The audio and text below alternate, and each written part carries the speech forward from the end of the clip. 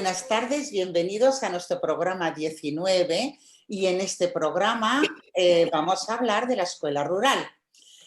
Pero antes de hablarles de la escuela rural, la semana pasada tuvimos un deceso importante en el mundo de la literatura infantil porque murió Eric Carle. Eric Carle estaba a punto de cumplir 92 años y es un clásico imprescindible que deben de conocer todos los papás, todos los maestros, los docentes, para niños de corta edad, cuando son los primeros libros que tocan, a partir de alrededor de 2 a 5 años. Bueno, pues si ustedes no se acuerdan, La pequeña oruga glotona es un bestseller mundial que acaba de cumplir 50 años, creo que en el 2019, no hace tanto, y sigue de plena actualidad. Podríamos decir que deberíamos de conocer a Eric Carle, aunque solo fuera por La pequeña oruga glotona. Bien, este señor fue innovador porque fue uno de los pioneros en preparar un tipo de álbum que se adaptaba a los niños. De hecho, les adentraba en el mundo del libro. Me refiero, aquí tengo La pequeña oruga, o tengo también Sueños de nieve, o Las semillitas. Son libros que son de cartón duro. Casi todos, o sea, además es muy curioso, la editorial Coquinos los prepara muy bien, porque son libros que además de estar en papel, en cartón duro, son manejables el tamaño para el niño. Entonces, Eric Carle fue pionero, uno de sus primeros libros, el primero que él escribió y además ilustró, es La pequeña oruga glotona y tiene estas características, pero además son libros troquelados, y cuando me refiero a troquelados, no me refiero al troquelado clásico que existía o al arte del libro, que también suele ser muy apreciado por esta editorial. Me refiero a que Eric Carle preparaba todo el libro y el libro en sí, el formato, el texto y la ilustración era todo igual de importante. Cuando me refiero a troquelado, me refiero a esto. El niño pone sus deditos por el libro y va jugando por él, pero cuidado, va jugando y va aprendiendo, porque si yo aquí tengo 2 peras, el niño pone el agujerito por el número 2. O sea, son libros que con los que el niño juega, aprende, se introduce en el mundo del libro y en la lectura y en el texto. Son libros intuitivos, como dice mi amigo Pito. Entonces, este ilustrador siempre trabajaba de la siguiente manera. Él utiliza papel que lo escoge muy cuidadosamente y pinta sobre el papel en acrílico. Y entonces fue uno de los impresionistas que utilizó más el collage. Y siempre usa un fondo blanco para que destaque la imagen, para darle más importancia. Ahora, por último, voy a trabajar este libro porque digo que es importante. Y en este libro, en el texto, nos encontramos 4 temas que los niños pueden aprender. En primer lugar, nos habla del ciclo de la vida de un gusanito, desde que es huevo, sale gusano, o lo llama oruga, empieza a comer, a comer, a comer, se hace grande, entonces forma la crisálida y sale una maravillosa mariposa. Aparte de este ciclo de vida de la oruga, nombra alimentos, nombra también los días de la semana y nombra los números. ¿Quién da más? Pues es un libro que se puede utilizar de muchas maneras y que a los niños les gusta volverlos a tomar una vez, otra vez y otra vez. Este libro se utiliza mucho en la enseñanza de idiomas porque como salen los números, los días de la semana, el vocabulario, a veces se utiliza tanto que olvidamos de utilizar la propia lengua del niño, lo cual les recomendamos y es muy interesante. Aquí queda nuestro pequeño homenaje a Eric Carle. A continuación, con Ana, les hablará de algún tipo de cómo es diferente la enseñanza y el aprendizaje en una escuela rural, que es unitaria, de otro tipo de escuelas que van por la edad. Y por último tenemos una entrevista muy interesante a Fernanda Nieto Suárez y a Toni Comajoan Colomé, que Toni es el director y Fernanda es una docente de la Escuela Rural del Moyanés. Espero que sean de su interés todo nuestro programa. Hasta ahora.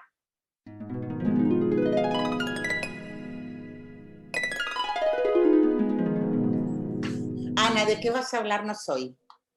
Hoy voy a hablar, vamos a compartir con un grupo de maestros y el director de una escuela rural de aquí de Cataluña, y vamos a hablar de algunos de los aspectos de la escuela rural, de algunos de los aspectos, no todo, porque tú sabes que es bastante complejo. ¿De acuerdo? Entonces, vamos a hablar, la escuela rural tiene la particularidad de no solo de ser rural, lo cual la opone, digamos, a la escuela urbana, sino que se da una situación de ser escuela multinivel, o sea que hay niños de distintas edades. Como toda escuela, en esta escuela se da la situación de aprender juntos. Los niños están en situación de aprender juntos. Es una situación que abre la puerta al mundo que no es el propio, dice Marina Garcés. Estas dos características influyen para pensar que los alumnos no están allí en solitario, aislados, retirados del mundo. Están los otros alumnos y también está el mundo ajeno bajo la forma de la enseñanza. Esta situación de estar juntos para abrir una ventana, digamos, al mundo ajeno, crea los límites y las ventanas de la situación de la educación. A la escuela decimos se va a enseñar y aprender juntos. Y la escuela a la vez es un límite al mundo, un freno a las elecciones libres, porque no es todo el mundo, sino es la parte enseñable del mundo, digamos. Y es una abertura al mundo para sobrepasar los obstáculos y realizar aprendizajes. Es aprender juntos el mundo ajeno. El aprender juntos se da en grupo, pero puede realizarse bajo diferentes modalidades. Una de ellas es que aunque se dé en grupo, ese grupo sea la suma de individuos. Y otro es que sea un grupo donde haya realmente interacción e interrelación. Y el mundo ajeno, a su vez, se puede presentar bajo diferentes modalidades. Una de ellas es bajo la forma de fichas y de manuales de procedimientos para profesores y alumnos, y otra es bajo la forma de un diálogo.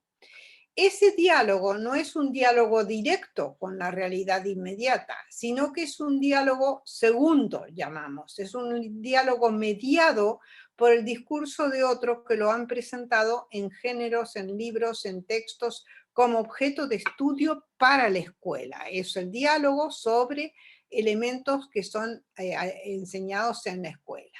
Este es el límite que ha programado el saber para poder enseñarlo. A la vez es la ventana que nos permite ir más allá de lo inmediato. En la escuela rural, que suele ser unitaria, el aprender juntos no es individual, ni se da entre pares de la misma edad. Hay diversidad en un mismo grupo. Y el mundo que no es propio, presentado en la enseñanza, puede llegar a ser muy ajeno. Entonces, tenemos que tener en cuenta estas circunstancias. Allí están las dificultades y las aberturas.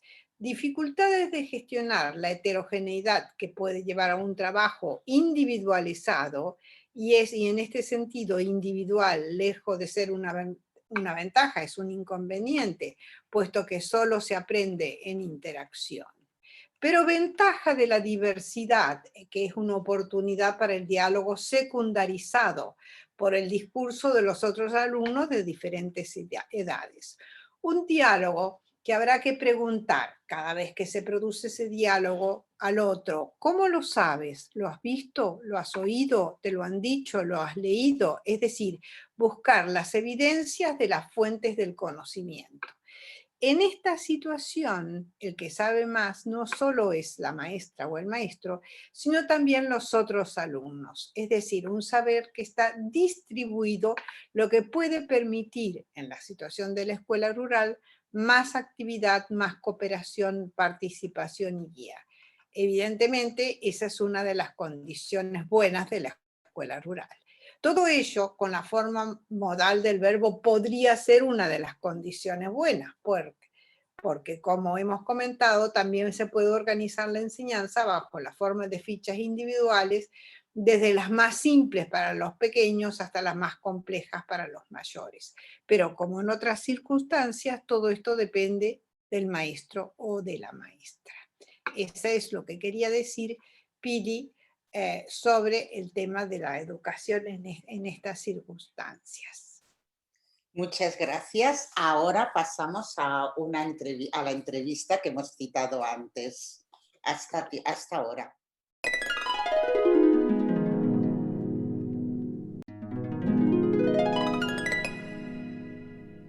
Buenas tardes, Ana. Buenas tardes, Pili. Y buenas tardes, Fernanda y Tony. ¿Cómo estáis? Hola, muy buenas tardes. ¿Qué tal? Bienvenidos a Cuaderno de Maestra. Muchas gracias por venir. Adelante, Ana. Hola, bueno, Tony es el director de la Escuela del Stein y Fernanda es maestra de la misma escuela.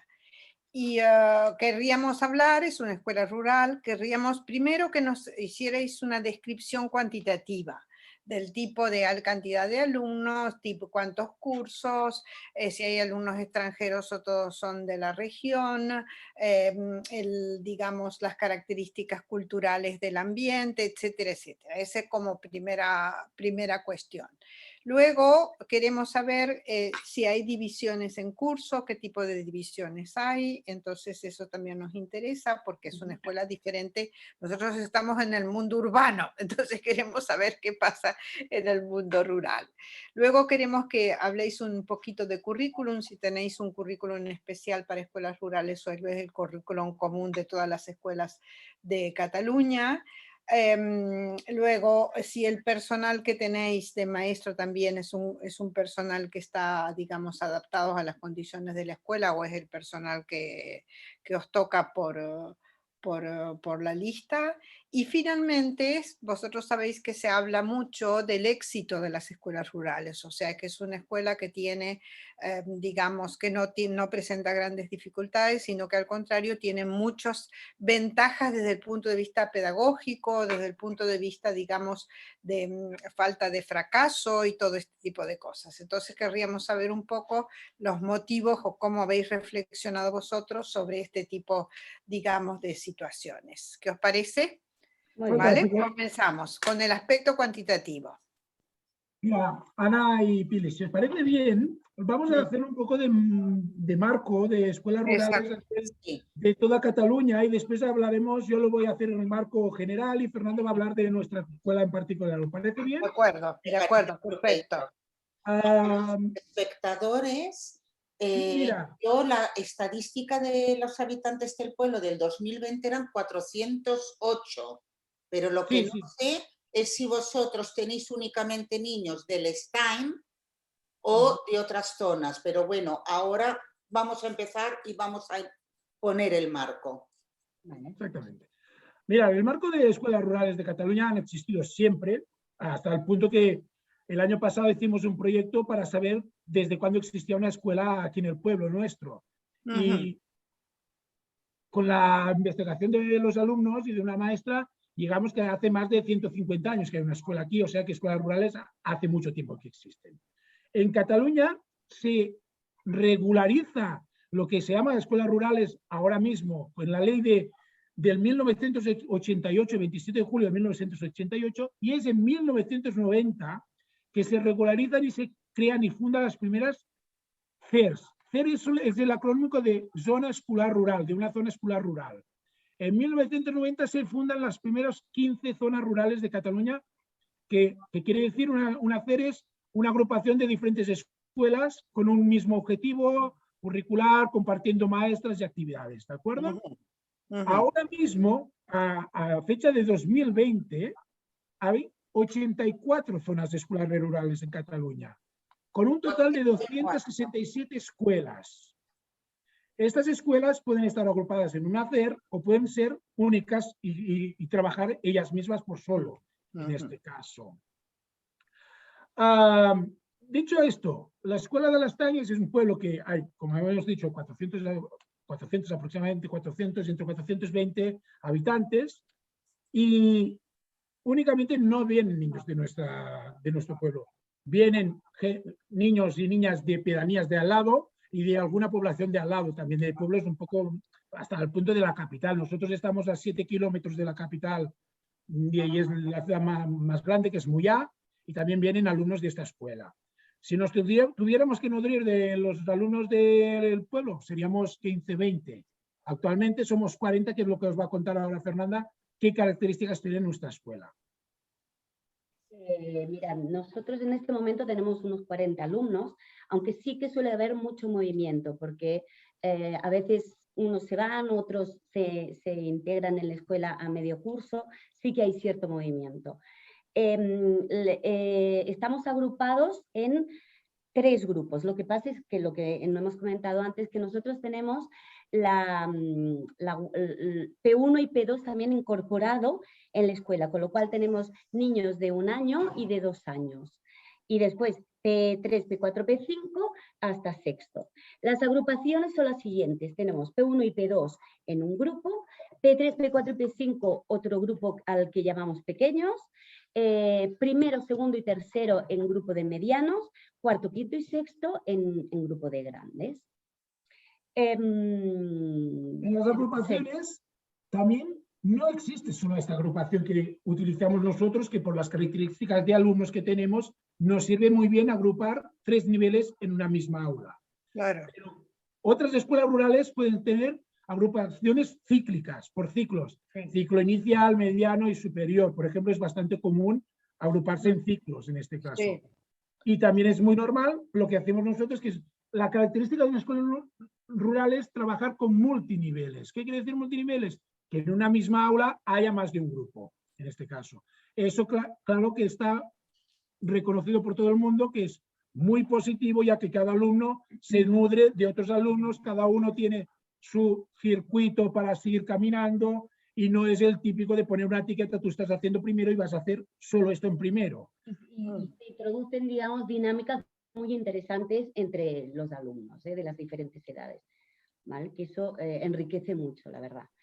A nivel de procedencia, es lo que hablaba él, de gente de aquí, de la zona, pero no tenemos inmigración, que eso sí que lo habíamos comentado. En este caso, pues no hay. Hay algún inglés y alemán, pero no más.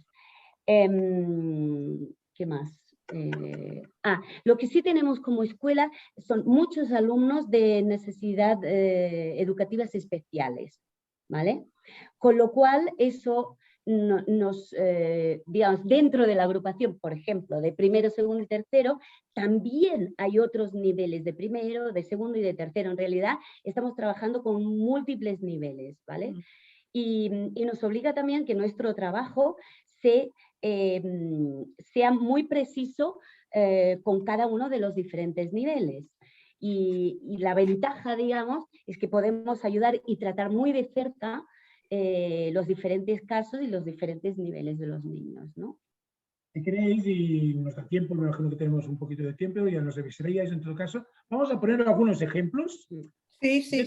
Dentro y fuera del aula. Por ejemplo, en la hora del patio pasan cosas que nosotros a veces decimos que es un poco mágico en este caso.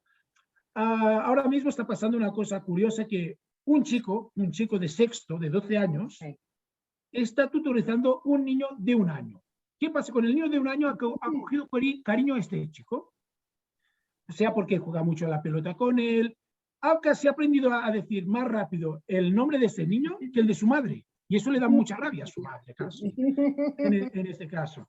Y ya pasa. Si lo ponemos en un entorno de una escuela urbana o de las denominadas ya normales, es muy difícil que un niño de sexto puede tutorizar a uno de 1 año. Para empezar, no tienen el primer ciclo de infantil integrado en su escuela, pero la vergüenza, la cultura que rige en esas escuelas es muy diferenciada, que va de reírse casi, de dejar en ridículo a este niño de sexto. ¿Qué vas a hacer tú con este niño de 1 año? Pobre de ti, vaya cosa, eso no es de niños de 12 años, eso no se lleva. En cambio aquí la cultura es muy diferente. Los de sexto y quinto, o sea, se desviven para ir a ayudar a los pequeñitos en cualquier cosa. Ya no son cosas de currículum, a ir a paseo con ellos, en el patio, darles de merendar, etcétera, etcétera, etcétera. Y dentro de lo que es en el aula, pues pasa lo mismo. El grupo que lleva Fernando de primero a tercero, pues se nutren unos a los otros. Hay un chico ahora de tercero que le cuesta bastante todo eso, pero él es el refuerzo de los de primero, en este caso. Y están dentro el globo suyo, que es en ese entorno de aula que están cada día conviviendo. Y niños a lo mejor de segundo, de primero, que tiran mucho, se agrupan a la hora de hacer ciertas actividades con niños de tercero, ¿no? Con lo cual, claro, se crean unas sinergias muy interesantes. Vosotros estáis hablando de que tutorizan. ¿Tutorizan eso es una figura que soléis utilizar? Sí, Ana, pero nosotros sobre todo insistimos que no, que ¿Puedes hablar un poco más alto, Toni? Pues, perdona, que no te hemos oído bien. ¿Puedes hablar un poquito más alto? Ha salido una sirena aquí. Gracias. Que nosotros, o sea, la tutorización puede ser que utilicemos la palabra errónea en este caso, pero no normalmente no la provocamos. Fluye naturalmente. Exactamente, esperamos que fluya en este caso. Y también, si queréis, os ponemos un ejemplo. Sí. Hay experiencias muy tradicionales en escuelas rurales y en escuelas no tan rurales, que a veces los de sexto van a acompañar a leer a los de tercero o de segundo, sí. y les leen un cuento. Este caso nosotros lo probamos esto, y nos dimos cuenta que provocándolo nosotros no fluía demasiado. A veces el mayor, ¿yo por qué tengo que ir a un pequeño si ya ni me escucha, no tiene disciplina conmigo? Ya lo acompañábamos los maestros, pero era provocado. Y era hoy, porque es martes, a las 10:30 toca esto. Y nos dimos cuenta que no era factible. En cambio, a partir que nosotros nos fijamos que fluían las cosas, y aunque fuera un viernes y los mayores estaban haciendo un proyecto, pero había un niño o una chica que tenía ganas o que veía que un niño de primero o segundo necesitaba algo, le damos permiso para hacer esto, no provocarlo. O, por ejemplo, una experiencia que nos sale muy bien es, después del patio, nosotros cada día hacemos una asamblea.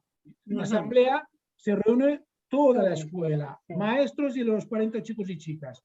Ahí fluyen muchas cosas de estas. ¿Me permitís para el encuadre?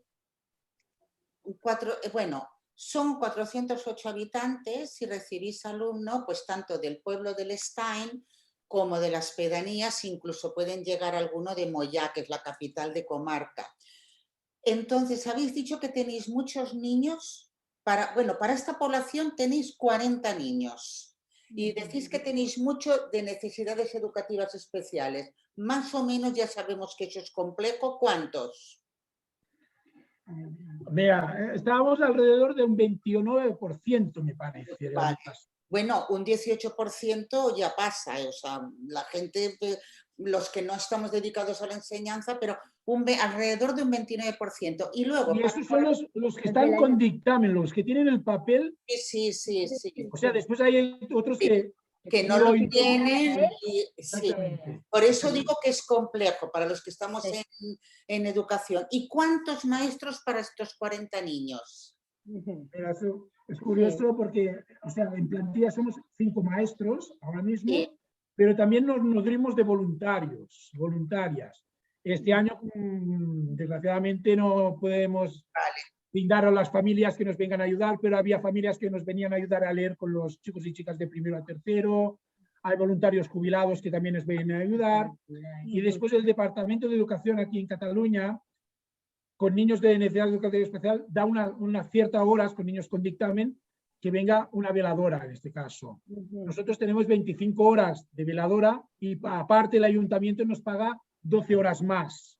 Tenemos mucha suerte que... Tenemos mucha suerte que tenemos un ayuntamiento muy involucrado en la escuela. O sea, en un pueblo pequeño, la escuela es el motor del pueblo. Si eso un ayuntamiento es consciente, se vuelcan en la escuela. Exactamente, claro.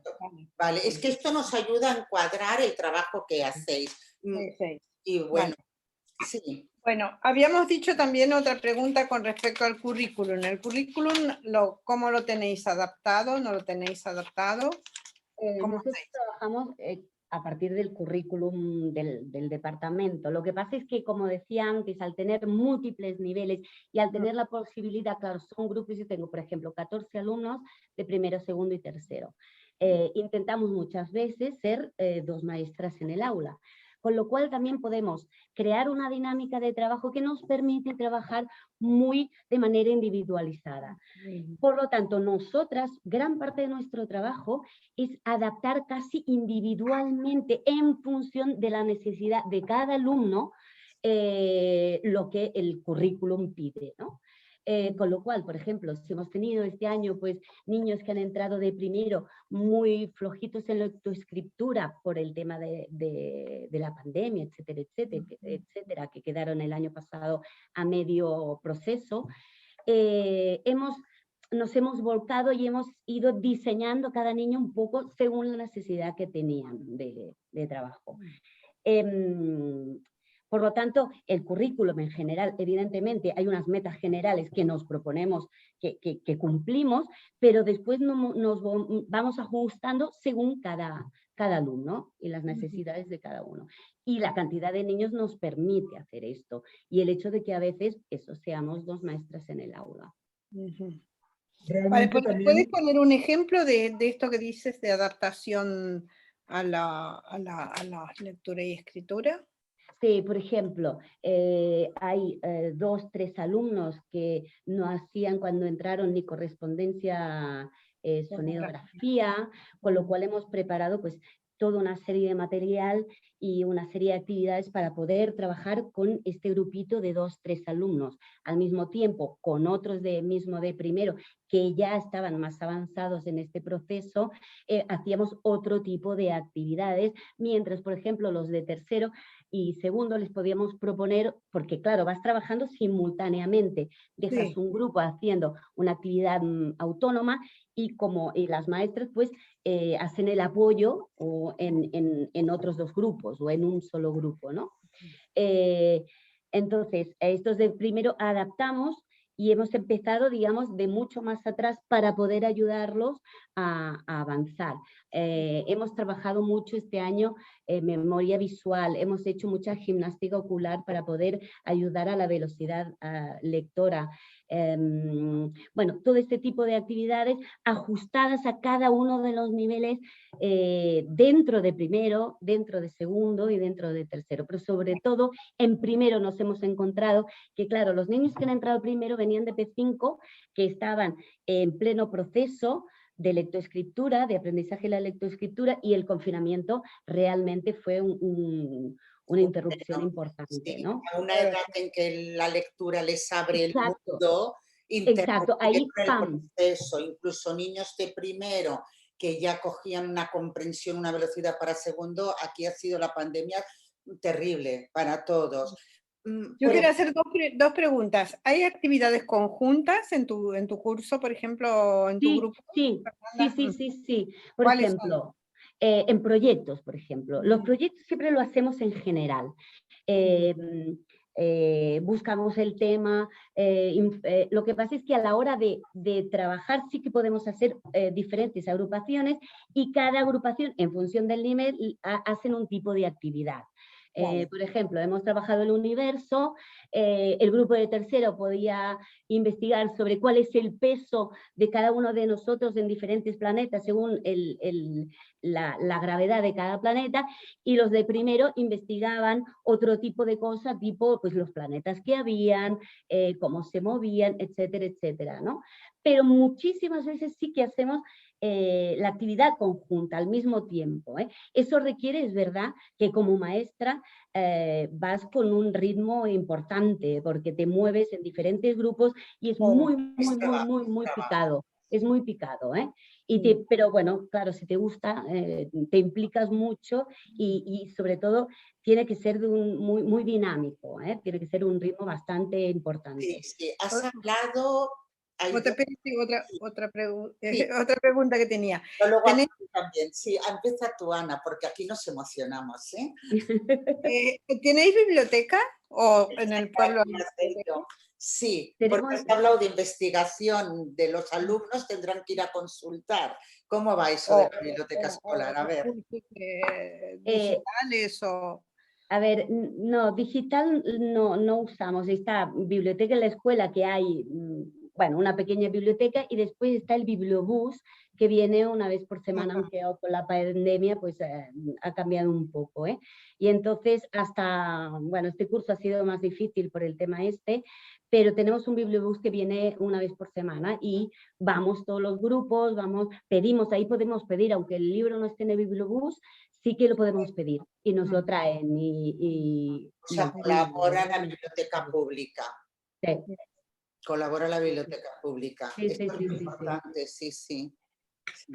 Y después en la clase de los más mayores de cuarto a sexto sí que hay una investigación más digital, por internet, etcétera, etcétera, etcétera. Bueno, lo importante es que haya libros Sí, sí, sí. Sí, sí. y que haya un sistema bibliotecario detrás para poder ayudar.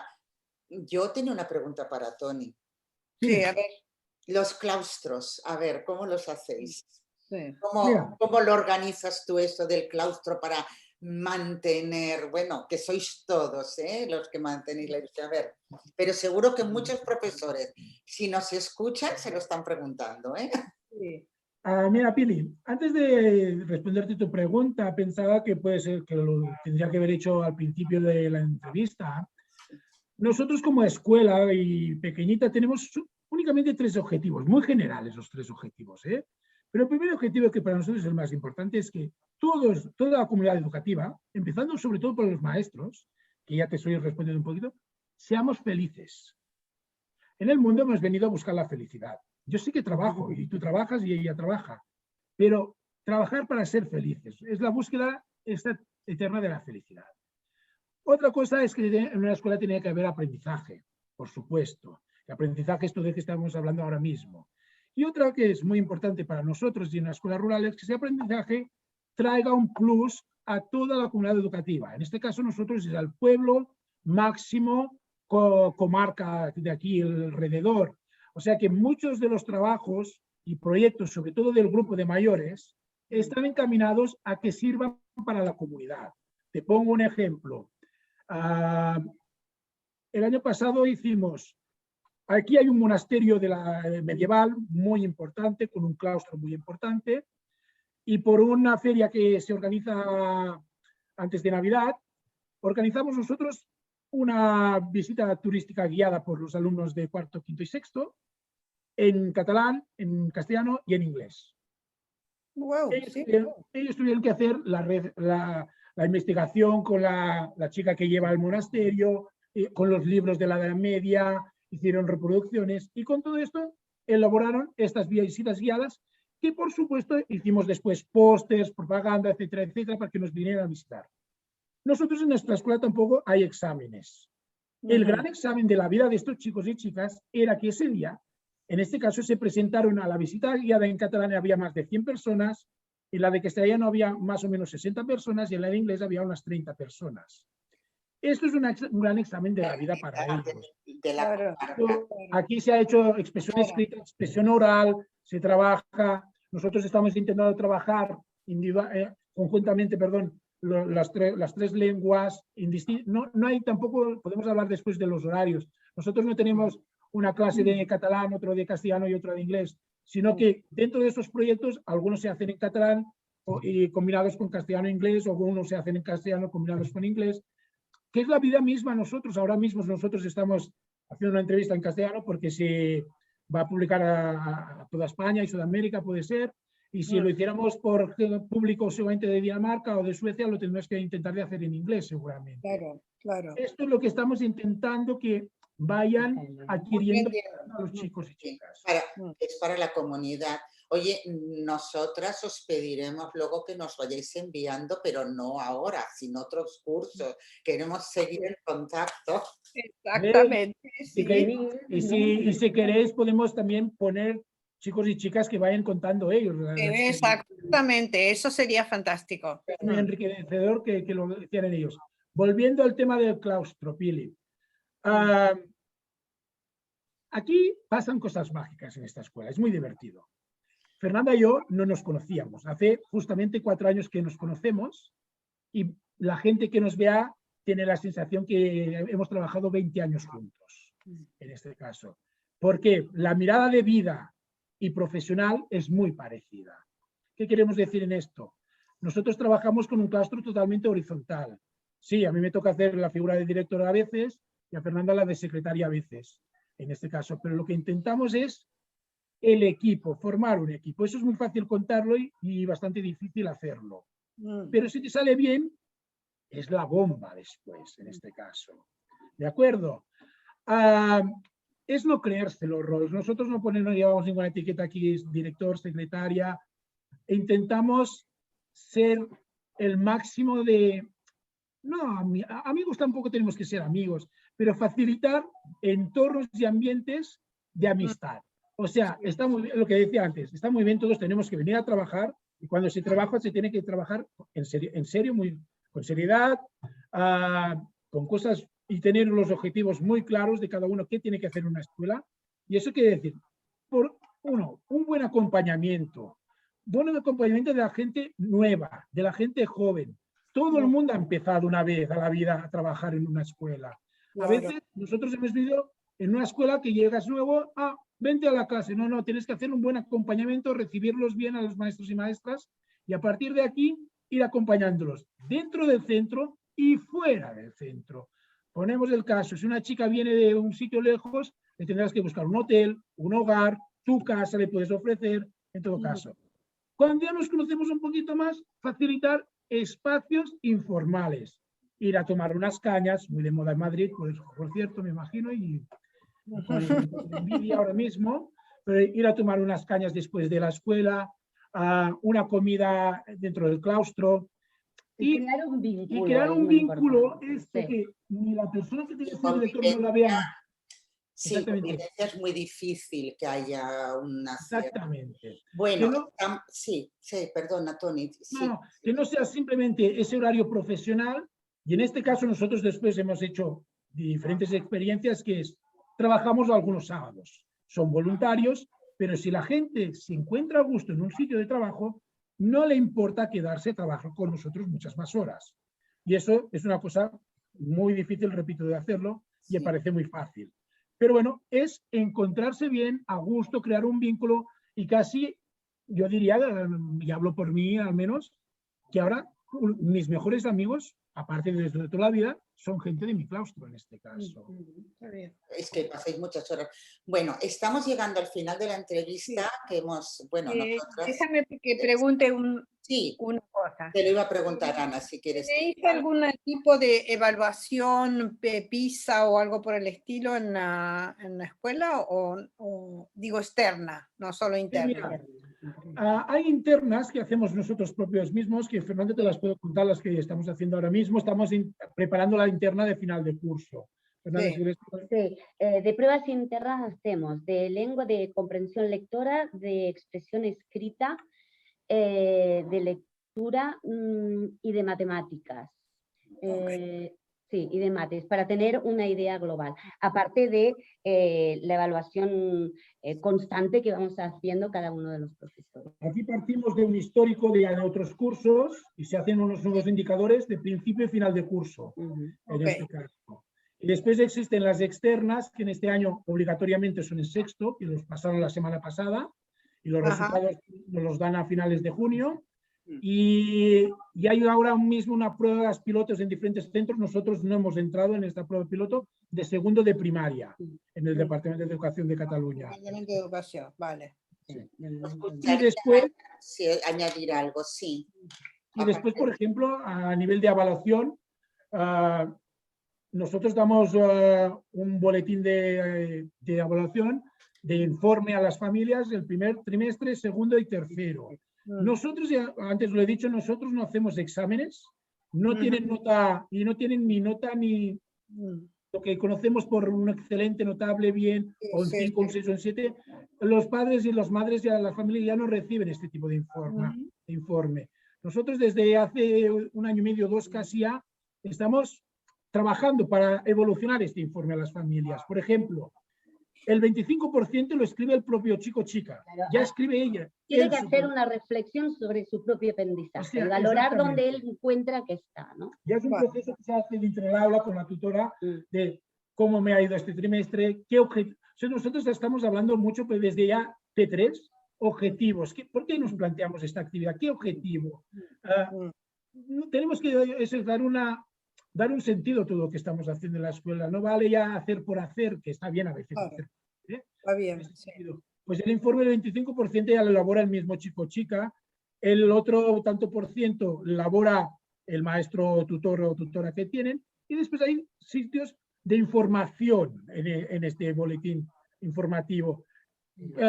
Ponemos en común los objetivos, que todas las familias dan los objetivos, la agenda del trimestre, qué actividades relevantes se han hecho en el trimestre. Hay un artículo de opinión que nos interesa que lean las familias, en este caso relacionado con el proyecto de escuela. O sea, y es como, y tiene un formato de revista, al fin y al cabo. No es el típico boletín que podíamos conocer hace unos años, que alguna escuela cree que es necesario. En este caso. Claro.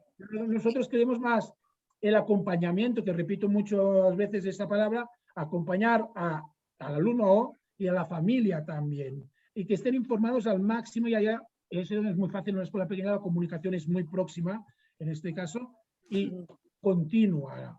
Y nosotros buscamos un 7 o un 8. Desgraciadamente, en secundaria, de momento, casi está montado así. Después nos tenemos que encargar hacer este traspaso secundaria. Nosotros estamos trabajando en este proyecto y cada vez va calando más también en secundaria. Muy bien.